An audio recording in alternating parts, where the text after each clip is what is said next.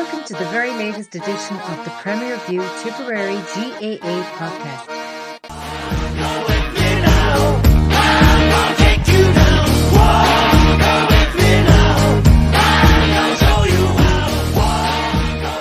Hello and welcome to the Premier View podcast, episode 123 now. The 2024 season's underway, and as such, the PV pod team are back in business after a nice winter break. And there's a few lads look like they've wintered well, all right, in fairness.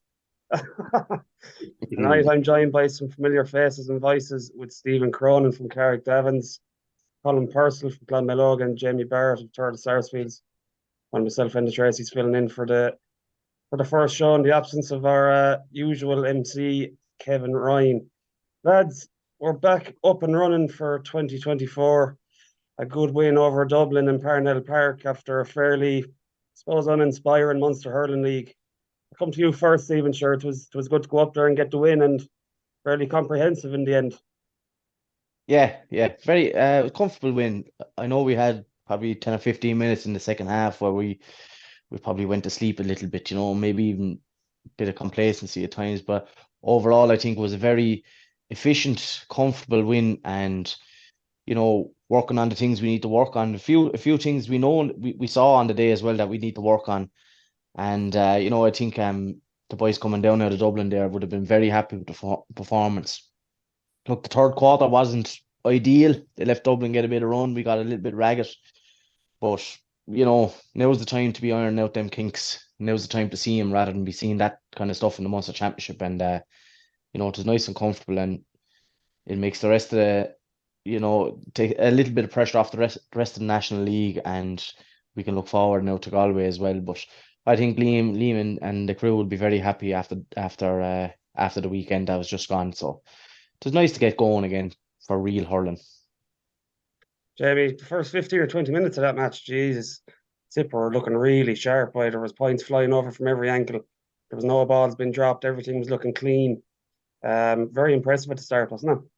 Very impressive. Their stick work looked streets or months ahead of where Dublin are at the moment. They just look so sharp. Even on a heavy pitch, it didn't seem to. Their footing was good. Their first touch, whether it was on the ground or in the hand, it was really impressive to watch. You know what I mean? And there was a couple of wayward shots from long distance, but there was a few that went over as well. But you'd have to be very happy with the first two quarters. As Stephen said, the third quarter been a slight worry, but Dublin were always going to come hard as in the second half. With the Parnell Park crowd there behind them. But yeah, no, we're definitely moving in the right direction. They look very fit and finished strong as well. And Colm, obviously, Stephen referenced it there. The third quarter was a bit. Well, they kind of went to sleep a bit, and it's that usual story with Tip. I don't know if you pay much heed to it at this time of the year, but that third quarter straight after half time, we tend to let the opposition get on top of us. Would you be worried about that going forward, or is it a case of it's early in the year, there's heavy training been done? What do you reckon? I wouldn't be worried about it, and if it wasn't a case of deja vu, to be honest with you. But really, it is deja vu, and it is something that it seems to affect not just this particular Tip team, but it's affected many Tip teams going back. I remember being in Thurles back in 1981 when we were 14 points ahead of Limerick at halftime and left them come back to draw a game against us. And there's countless, and you and I have spoken about them in the past. I know countless games where we've been well ahead at halftime and I don't know, as Stephen said, is it complacency or whatever seems to kick in? And once we let a team get a bit of a run on us, we seem to struggle to have a plan B or a backup plan to stop it. Even if it means a lad going down to change his contact lens or whatever is used in modern hurling, we seem to struggle to break that momentum. Again, against Waterford and Galway last year, we let the two of them get on top of us and we struggled.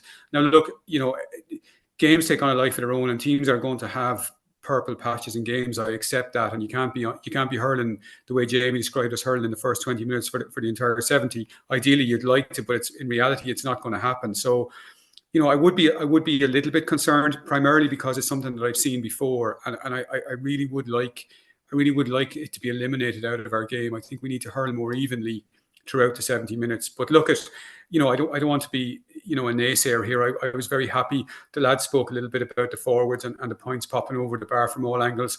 I was really happy to see Craig Morgan go very well. I think he's a guy we really need a corner back, and he's been plagued by injuries the last couple of years. I'd love to see him get a good run in the team now and really, nail down that spot for himself. Also to see Brian O'Mara in the half back line, I thought he played very, very well. And, he's another, he's a guy that we really need to step up this year now and be a leader in the defence. And also Ronan Maher as well. There was one trademark catch, I think, in the second half that, when we were under a little bit of pressure, it was good to see Ronan grab a few balls out of the air. Our defence wasn't without its problems, but overall, look, I'd be happy coming away. And just to finish, I know you mentioned the Munster League. I actually wasn't too disappointed, funnily enough, Enda, with the Munster League. The game in Dungarvan, we were very poor in the first half. I'd accept that, and then went a man down and very harsh sending off. But I thought we rallied really, really well in the second half. We were a point or two in front going down the stretch, and a couple of strange refereeing decisions at the end. So, and then we took care of Kerry in the next game, and they had a decent run out against Clare in a challenge game, and Nenagh behind closed doors and every other sort of door. So, plenty of lads got opportunities to get a run out, and I think that's good. I think nobody can say they haven't got a chance this year. There's been so many players used, so I think that's all very positive. Yeah, and aside from the new players, and we'll come on to them now shortly, over the course of the last month or two, there's been a few positional switches. I'll leave this open to the floor. It's whoever wants to shout, but Conor Bowe, wing back, looks to be an experiment worth persisting with over the league. He's been pretty good, and he's a fair option coming up the field. GC so powerful running with the ball, and Owen Connolly has had a good few matches at midfield, and he's done well there. So there's a few players that maybe haven't excelled in some positions, and they seem to be doing well in others. What do you think of Conor Bowe initially, anyway, at wing back, lads? Yeah, I take this. Go ahead, Jamie. Go ahead. No, you go ahead, Jamie. I was very impressed with Conor Bowe against the Limerick junior team there a couple of weeks ago. He was bombing up and down the field. And again, even last Saturday against Dublin, his recovery, when he's chasing an attacker, he's such pace. He's the real option wing back. And Brian O'Mara, the other side, to freeze up Ronan to go full or go centre. Whichever the case may be, wherever he's needed. But definitely working out. Owen Connolly the same in midfield against Dublin. He broke onto 2 or 3 balls there in around the edge of the D. And the man that size and that kind of power, and he's not slow, but he's not lightning either, but he can cover ground. He's going to be very hard to stop as well, especially when lads are tiring in the second half. I was well impressed with the two of them now, I have to say. Yeah, Stephen, just on Colm was talking about the backs there, and we've got good options there, in fairness, and you could probably name your 6 backs, but I think it's fairly up for debate what positions they'll be in. I think he's still kind of flirting around their own in full back or wing back, centre back. Same with Brian O'Mara. You had Mikey Breen wing back in the game there a few weeks ago. Well, does he need to start settling on it now and just leaving lads play there? What's the story?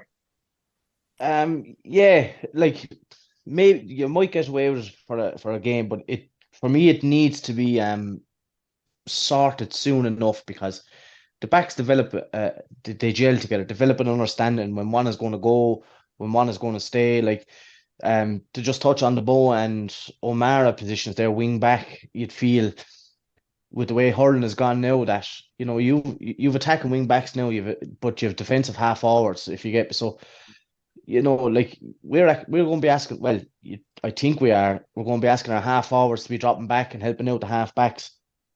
But rather than then the attacking just left to the half forward, which would be a savage day's work getting up and down the field and also stopping your own man. You have 2 weapons there then in Brian O'Mara and Conor Bowe that can get up and down the field as well, and can both take a score. Like, what I like about Bowe back there, and although I wouldn't agree at club level, what I like about Bowe, he really, really attacks the ball in the game, and it's like as if he's been told, as soon as you put the ball in your hand, get your steps, get in space, and you're in scoring range. He's that hard a runner, and I think if you're a half forward marking that kind of stuff, you better be damn good at doing your job, because if Conor Bowe or Brian O'Mara is getting a little run on you up the field and they're delivering good ball, or they're hitting a couple of balls over the bar, you're going to be under big pressure from your sideline to like, hey, what the hell is going on? I won't say copying Limerick with Kyle Hayes, but going down that route, what Kyle Hayes brings to Limerick as an attacking wing back is phenomenal, and it's very hard to deal with at times. And if we can replicate you know, we're crowding the middle third, so we're asking our half hours to come back. But then you have two lads hitting the attack mode then when we're in possession, you know, and I think that'll only be a positive for Tip. For the whole back line, as I said, I do think they need to gel. They need to, you know, get an understanding of each other. I know some of them are playing, like, just for instance, if I had my way, I don't think a 6 marks anymore. So I'd have Ronan Maher as a 6, and I'd have Michael Breen as the 3 with Barrett and Craig Morgan either side of him. I think Craig Morgan I think he's a fantastic hurler. He was very unfortunate with injuries at the wrong time, and I think he would have been a certain starter had he not had his injuries. But with Ronan at 6, you know, you've probably a defensive minded midfielder like Willie Connors was doing the job lately. You know, you have cover, but then you have a man on a ball who's comfortable, who's absolutely brilliant distribution of the ball, and you still have him around that middle third for, as Colm pointed out earlier, when that big high ball comes down and you need someone to pluck it out of the sky, who are you going to pick? Only Ronan Maher.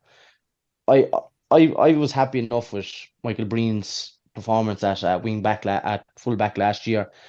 His size, he has pace, he has strength, and without being insulting to the man, he's had to play in every position in for Tipperary.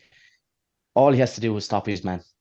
Let the ball move to the next line of defence. Let them worry about it. It's a horrible place to play at full back, but kicking a ball 20 yards is the difference between the job done and not job done. You know, if you understand what I'm saying. And I think he did okay full back last year, and with a year under his belt, you know, I think he could grow to fill that problem position for us and would free up Ronan further out the field. But just to get back to the point, I do think we need to start settling on our positions and letting lads gel in and get into their groove. Jamie, I'll come to you in a minute, Colm. But I'm just interested to see what Jamie thinks about Ronan Maher. Yeah. What do you think? What do you think Cahill's trying to achieve by putting him full back? I think there's a feeling that even we'd say it, that it wouldn't suit Ronan to be in that 2-man full forward line 1-on-1 situation. That's the one thing in his game is the pace. What do you think the reason is that he's trying him at 3? I don't know. Maybe he's hoping that, like Stephen is saying, that with Barrett and Craig Morgan, they have a lot of pace, but like the full back line isn't what it was 10, 15 years ago. That it's 3-on-3. You see the amount of space that Seamus Flanagan and Gillan create for themselves. Ronan, like, we don't want Ronan running all over the field. We want Ronan hitting ball all over the field and directing what's going on around him. So 6, as Stephen says, would be my preferred position for Ronan, and with Willie Connors or Barry Heffernan or whoever, dropping that little bit deeper just in front of him to allow him to sit at the top of the D like Declan Hannon does, or did for Limerick, and he's covering the full back line and he's sweeping across, and there's nothing coming down the middle end. You know what I mean? That everything has been pushed out because no one's going to bomb ball down the top of him because it's a waste of time. He's going to win 90% of the balls coming in the top of him. I don't know why Liam is persistent full back.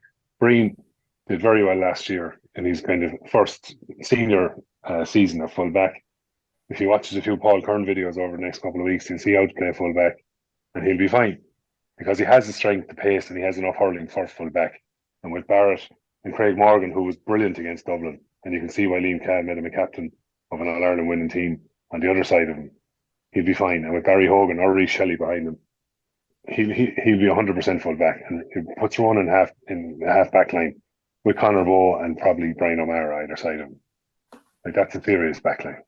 Yeah, and that actually lead me on to Colm. We're talking about Rhys Shelley there the other day. I think he got this was his first start. I don't think he started the Munster Hurling League games. A mixed bag. Like, he's fairly clean with the puck outs. That long range free taking is a real weapon to have. Again, there was a mistake in the second half, which very nearly led to a goal. And I think we can only go back as far as the Waterford Championship game last year, and he had a bit of a howler for one of the goals that Desi Hutchinson scored. Who do you see is in front for that number 1 jersey? Is that going to come back to haunt Rhys? Are they going to look at Barry as the steadier hand, or do you think they're going to persist at Rhys? Yeah, it's a bit like we were saying earlier on when you asked Enda, were we worried about the fade out in the third quarter? Am I worried about Rhys Shelley's mistake on Saturday? In isolation, I wouldn't be too worried about it, but we've seen this happen before. We saw this happen in the Waterford game last year, and is that a weakness in his game? I wonder about that, as well as that. Craig Morgan had to come back in the first half and rescue a goal off the line. I was a little bit worried about that. Those pluses and minuses probably in his performance. Like, he does have a very accurate puck out, and he's got as we say, a fair slap of a ball. Like, that's a good weapon to have. He scored a really long range point in the first half from a free, and that's good. As you said, he does hit the ball very clean, and when he finds his man, it looks good. But there was one puck out definitely in the first half that went out over the sideline, I remember, and there was a couple of a short pass in there in the second half that, Jesus, you'd have your heart in your mouth really watching it. So for me, it's a position that's very much up for grabs. I think from what I've seen, Rhys Shelley's a better shot stopper. He made a couple of great saves, if you remember, against Galway last year down in Limerick. It really kept us in a game that we shouldn't have been in. But a bit like Stephen said, and you asked earlier on, I'm really strong in my belief that we need to settle on a strong team soon. We need to get lads almost used to playing with each other, knowing the system, and goalkeeper is a very, very important position. I really wouldn't be happy to be rotating the goalkeeper during the league. I think you need to settle on a goalkeeper now and have him in goal unless something catastrophic goes wrong. And I suppose to finish, it just goes to show, we had Brendan Cummins from 1993 up to 2013 or whatever it was, and then we had Darren Gleeson after that for 4 or 5 years. We've been spoiled by goalkeepers probably the last 25 or 30 years, and now it seems to be becoming a little bit of a problem position for us.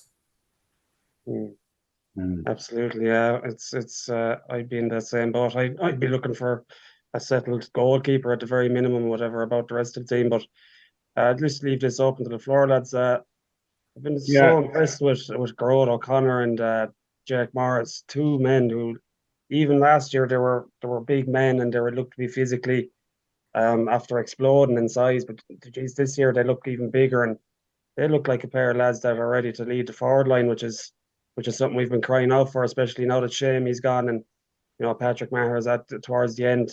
They're badly needed to step up this year, and they look like they're going to do it, really, don't they? Yeah, it does.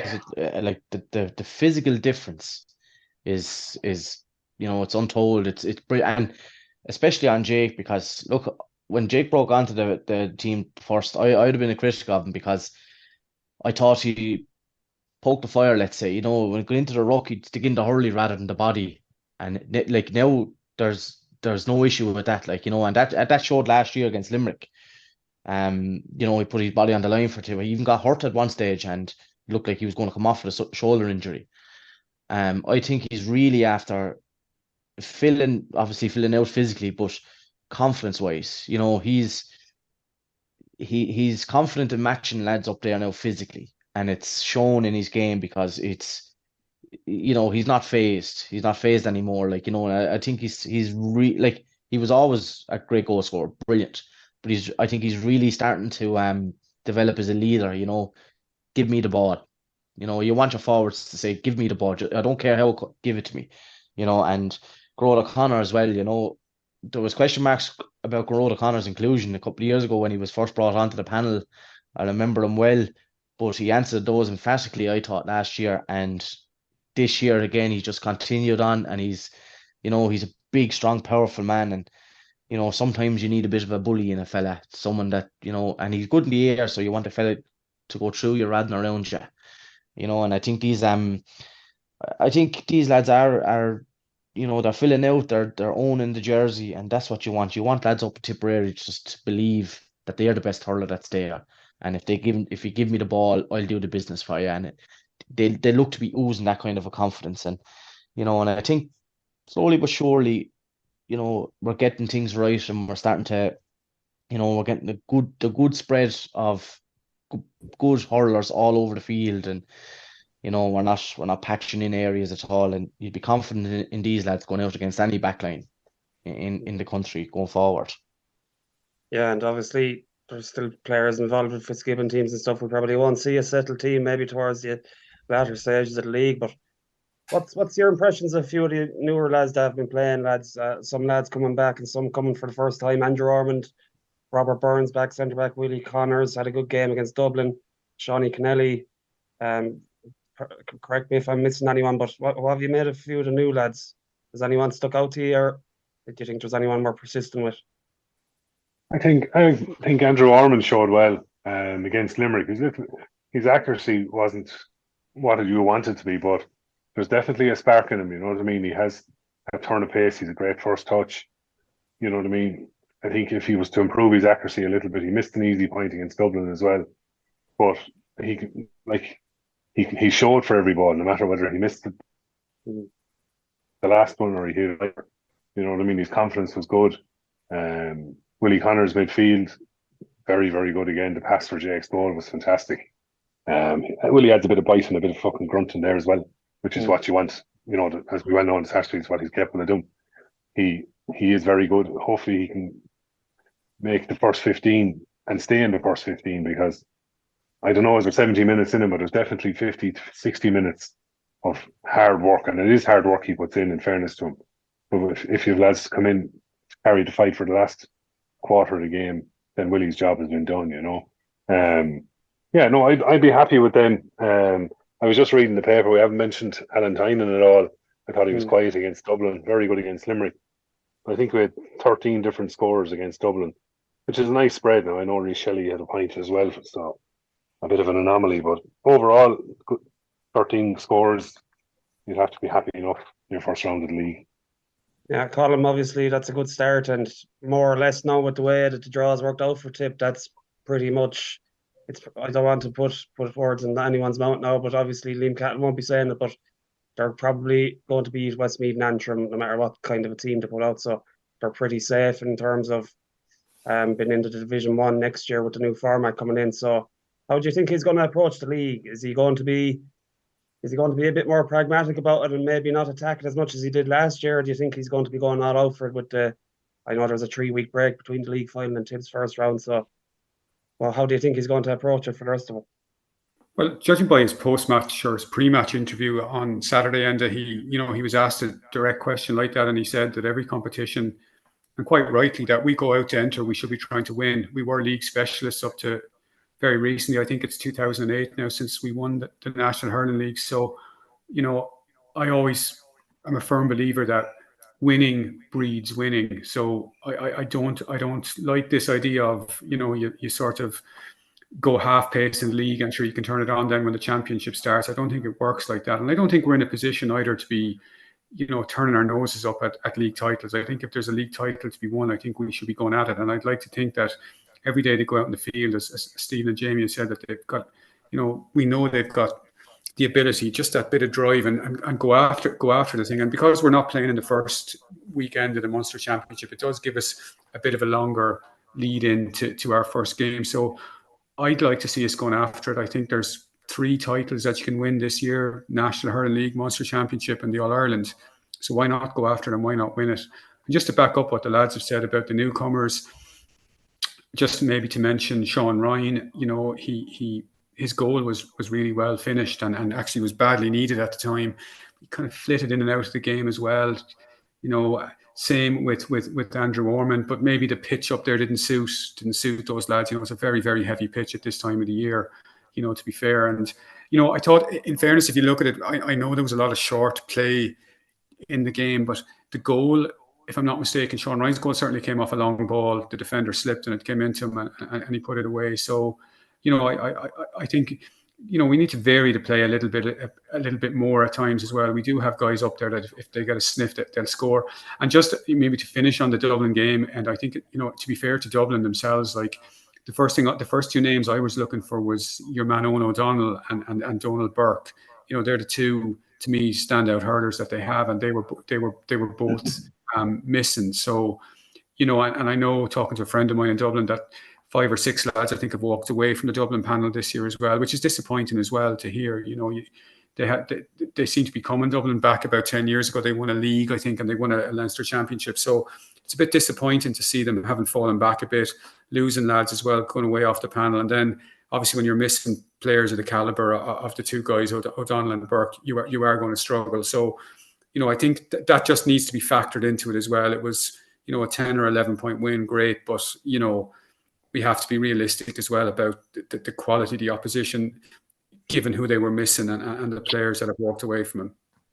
Yeah, and it's a fair segue onto this Sunday. So the opposition is definitely going to be a lot tougher this time around. Back to Thurles on Sunday, 4:15 throw-in. Stephen Galway will be a much tougher test, and it'll probably give us a better idea of where lads are at this time of the year. Obviously, as Colm was saying, it was a fairly understrength Dublin team, and you don't know what way to read into their performances from one end of the week to the next. So, how do you think Liam Cahill is going to line out a team for this one? Barry Heffernan might get a start. Mikey Breen surely come back in. Who do you think will be on the pitch for the start of it? Yeah, I don't think he's going to have the mindset of I need to have my strongest team out there, because I think for certain games and even the Galway, you can't panic and say I need my best team out, because you need to develop lads. Like we want lads being able to come off the bench, not phased, and just glide into a championship match. That won't happen if those same lads are not playing against the likes of Galway. So when the likes of Sean Ryan, for example, he's trying to nail down a starting spot. Like if he's playing against Galway, he needs a chance to perform. Marky Ho as well. Like if he's, I wouldn't have his nailed on starter. But if we want all those lads ready, there has to be an element of, look, you're probably going to go out with 12 of your starting team, but there possibly could be 3. And I know some team fans that say, no, let's go strong against Galway and beat them. But, we have to develop the whole panel to be ready for a championship match. And I think if you only play them in the likes of the Dublin game, where they wasn't up to much, as Colm said, throw him, let's see what Andrew Ormond's made of now against Galway. I'd be happy to see him against out there against Galway. You want to see other lads come in and, like you'd like to see Noel McGrath in action fairly soon as well. Like, you'd like to see all these John McGrath after a great game against Limerick.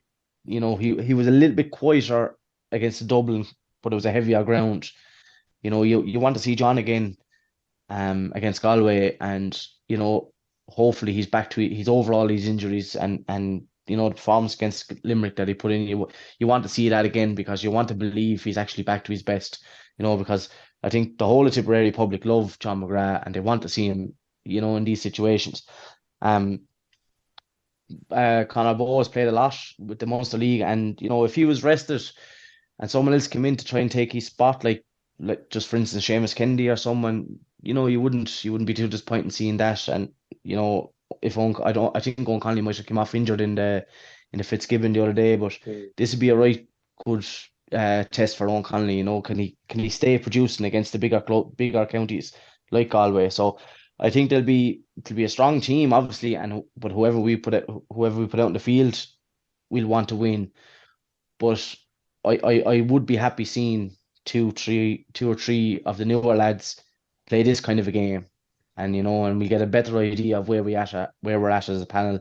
Because when we go out in the Munster Championship, realistically, we're going to be making 5 changes most games, and you need them 5 fellas ready. And there's no point in only playing them against. And I don't mean to be disrespectful to Dublin, but there's no point in only playing them in the league against the likes of Dublin and Antrim and things like that. You have to play them against the big boys as well. So I wouldn't be expecting to go fully strong, but I think we're going to go strong enough, So hopefully it's a cracking game then in favour of Tip. Yeah. Jamie or Colm, is there anyone in particular you'd like to see played at this stage? There's still a fair number of lads. Obviously, we haven't been given an official league panel yet, but there's 40 or 50 lads in there, and they're all going to be getting game time, you'd imagine, if Ian Cahill has yet to name his squad. Is there anyone you'd be looking for to play against Galway on Sunday? Yeah, I suppose there's a couple spring to mind, and Billy Seymour is one that I wouldn't mind seeing a little bit more of. He's a forward as well. I think you can never have enough good forwards. I'd be interested to see him get a run. Stevens mentioned Seamus Kennedy. I think he was away travelling for a little while over the winter. Did the warm up on Saturday, and it'd be nice to see Sham come back in, whether it's in half back or half forward. He's very versatile, so I'd like to see him get a run. John McGrath, I'm a bit compromised on John McGrath. I actually thought he was poor, if I'm being honest with you lads, on Saturday. I thought the game sort of passed him by. He was good against Limerick in the Dylan Quirk game, or the Limerick B team, as Jamie called him. But Junior B, yeah. I like, again, what was he up against that day? I just would be a little bit worried about John and John's position. Time, he's had a lot of injuries, pushing on a lot of miles on the clock. I don't know the chat from Adam. I'd love if he could shove those words right back down my throat, but I just would be, I'd like to see a couple of more options in the forward. So Seymour is one that I wouldn't mind getting a look at, as Stephen said. Andrew Warmond as well. I saw a friend of mine at the weekend about him. He rates him very, very highly. So yeah, I'd like to see him get another run. I suppose, look, if we beat either Galway or Limerick, as far as I understand it, we're in a league semi-final. So, assuming, as Stephen has said, that we're going to beat Antrim and Westmeath so comprehensively. I'm not saying that, by the way. Stephen has nailed that to the mass. If we were to beat Galway or Limerick, I think we'd be in a league semi-final, and I'd be very happy to see us in the semi-final. And as I said earlier on, to go for the win. And just because I know we've a couple of other podcast contributors that occasionally listen into us, just to remind them maybe of I saw it was in the Nationalist today, the local paper here. It's 74 meetings and it's 47 Tip, 21 Galway. So just throwing that out there for I suppose, for the record, we're far ahead of Galway in our league meetings, and despite what happened last June, we're far ahead of them in our championship meetings as well. So I hope that trend continues on Sunday. Absolutely. Good call, Colm. Just jump in there, Enda, quickly. Yeah. I think Billy Seymour is a great shout, and if I had my way, I'd be swapping him for Garrod O'Connor and give Garrod a rest for the weekend, because Billy's a free taker as well. So if Jason Ford is still out, which looks like he is at the moment, but definitely Billy is worth a shot in the half forward line or the inside forward line, wherever you want to play him. He had a great year last year with Kildangan, and I think a match in a familiar stadium like Hurlus would help. Mikey Breen, you'd like to see him come back in. He was with Nenagh last weekend. He was with the high school, Jamie. I have to jump in there and defend my old alma mater. Yeah, he was with the high school. My apologies. But there's Seamus Kennedy and Barry Heffernan. I could see 2 or 3 changes and probably 2 or 3 different subs coming on from what came on the last day, for sure, for this weekend. But yeah, look, it's a game we want to win. We want to win every game. That's the way we are. But I definitely see, like Sean Ryan and Drew Ormer will probably get their chance again this weekend. 1 or 2 of the more familiar lads who staked a claim last season will probably step down for the weekend, or maybe drop to the subs bench and come on if needed. You know what I mean? Yeah. Sean Keneally's probably an interesting one as well, Jamie, and maybe Enda. You'd have. I have to be honest. I haven't seen enough of him outside of under 20 appearances. And I wouldn't judge anyone on some of the under 20 stuff that I saw last year. But I know he's very highly rated, around the county and inside of training. So would you think he'd be a guy who might be worth a look? Absolutely. Yeah. Well, is he worth a start, or is he worth 20 minutes? Or maybe a second half when the game settles down a small bit. I thought from what I saw of him last year, I thought he was very good. Fairness to him, he looks like he's ready to make the next step up to this level. I thought the same with Dara Stakelin last year. Did okay for a few minutes. He was on at the weekend. Will he see a bit of game time? Who knows? But there's certainly quality coming through from the under 21 panel, like from Liam Call's previous under 20 and 21 panels. Those big players have stepped through over the last couple of years now as well. So they need to be given a chance. You're not going to see how good they are unless you give them a chance, and they sink or swim with that chance. Yeah, and Seanie Keneally's an interesting one, because Liam's kind of been using him as in 2 men inside into the forward line, primarily when he was coming up along. He was very good for Nenagh CBS even last year at the start of the year for the under 20s. He'd been played in the half forward line. He's brilliant to win a puck out. And we genuinely don't have too many like him in the county. Garrod O'Connor, you'd probably say, is the only man that you could bank on winning puck outs regularly, clean out of the air. I think Seanie Keneally, I think maybe he's caught a bit for pace, and maybe Liam is conscious of that going up and down the field. But geez, for a puck out option, I'd love to have him in the half forward line. I think he's very good in the air, and he can take a score from distance as well. But definitely a player to look out for. Other than that, Billy Seymour, as you say, Jamie. He was fantastic for Kildangan, and he's a scoring threat. We just even go back to his days at under-20 for Tip. Yeah, he was brilliant. Scoring machine. And he looks to have really dedicated himself to it now. He's a very laid back chap, and there'll be no badness in him in terms of commitment, but he seems to be fully committed to it now, and it'd be interesting to see if he can make an impact. Obviously, that game's on Sunday at 3:45 in Semple Stadium, and we'll be waiting to see the team on Friday night, and we'll see what lines Liam Cahill's going along. Finally, lads, we'll just wrap up about the Harty Cup and the Munster B Final at the weekend. A mixed bag for the Tip schools. Nenagh CBS with a last-minute goal. Speaking of Shawnee Kennelly, it was Moneygall man that done the business for him with the last puck of the game. Would you even call it a puck? I don't know. He didn't catch it too clean now, but it was a very scrappy goal. But it's great to see Tip schools 2 years in a row winning the Harty Cup, and geez, even in the semi-final, Turles were desperately unlucky to get knocked out for what was a fairly dubious free, but it's great to see the Tip schools competing well, and Clonmel obviously unlucky on the weekend as well. Yeah, I think anytime Tip underage are competing well, it bodes well for the future. And as Jimmy Twefrine used to always say to us when we were young, it was success breeds success. So when these lads are winning at the highest level from their own age group, they understand what it takes to win.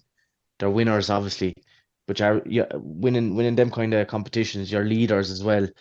And and I think as them lads get older, they'll be used to that little bit of pressure when they move up through the ranks of Tipperary. And it is a very good time for underage, schools winning.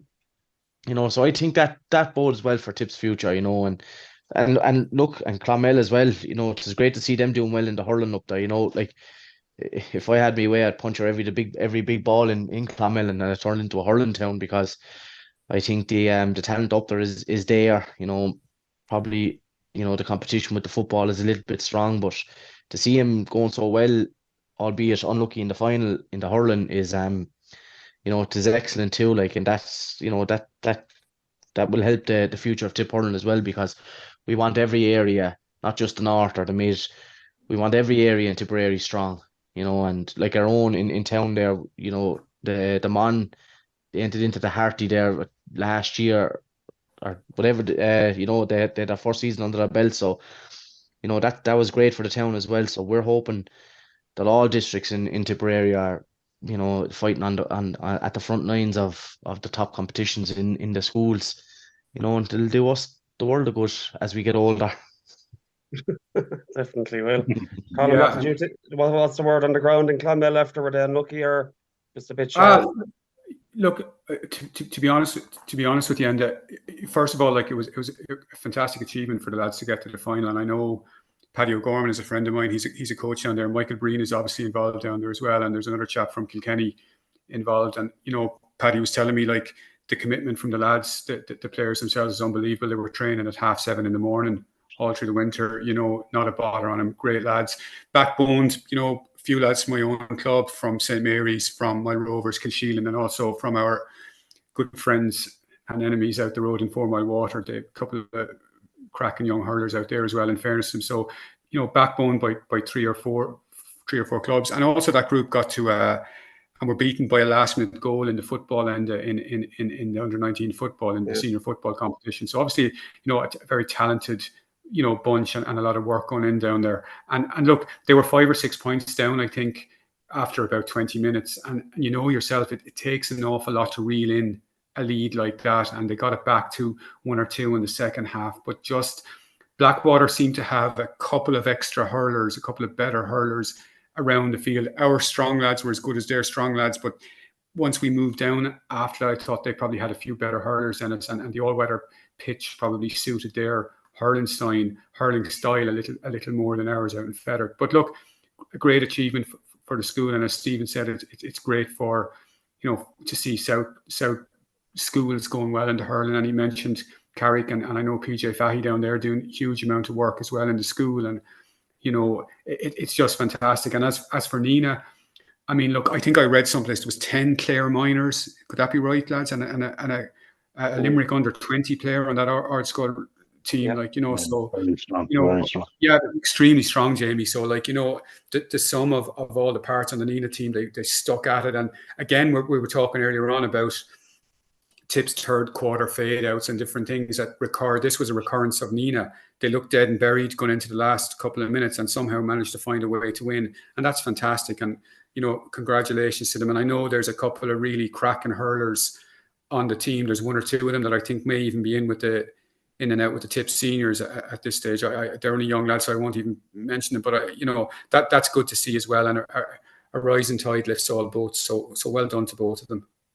Absolutely, yeah, and we'll all echo that. It's good to see the Tip schools competing so well, and that's 2 years in a row. And Jamie, a strong Turles team coming up the ranks as well. They'll only be getting stronger as years go by. But they won the under 16 there a few years ago, so they'll be knocking around there next year as well. Oh yeah, you'd hope they would be in there. You know, there's plenty of talent in Tipperary, and like Stephen said, if every district is going well, it can only be good. You know what I mean? Have Nenagh win their first Harty is fantastic, and well done to them. Delighted, and what a way to win it. You know what I mean? Not giving up, just staying going to the death. You know, it's brilliant. Like, high school competing, hurling and football, and losing out only by a couple of points. That's phenomenal as well. You know what I mean? So look, Turles will always be relatively strong at Harty Cup level because we get lads in from everywhere. Let's be honest, they're coming in from Kilkenny, they're coming in from every village around Mid Tipperary, and some from South Tip and a few from North Tip. So they'll always be relatively strong. And to be competing in a final last year and a semi final this year, and narrowly losing out to Earthcull this year and Cashel last year. Look, it's great in a way, but it'd be nice to win one as well, you know. Absolutely, and we'll leave it on that positive note. Tip playing obviously Galway on Sunday at 4:15 in Semple Stadium, so get out and support the lads if you can. And hopefully we'll be back next week then for a review show, and hopefully I won't have to do this again, and Kevin Ryan will be back in the hot seat. So best of luck to you lads, and we'll talk to you next week. Thanks, guys.